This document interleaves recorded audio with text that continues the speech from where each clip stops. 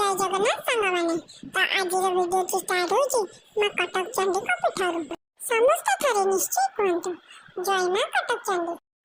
आज पवित्र अष्टमी रे मां कटक चंडी को महालक्ष्मी यशस सेति पई देखु नांती मां को दर्शन करबा पई केते लोक लाइन रे छिड़ा होचन।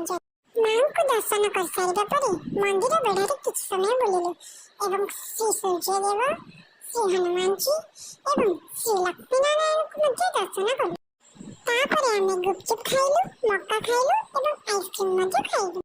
एही पवित्र दशहरा उपलक्षे सबुआडे साजा साजा केते सुंदर लाଗୁଛି परिवेश।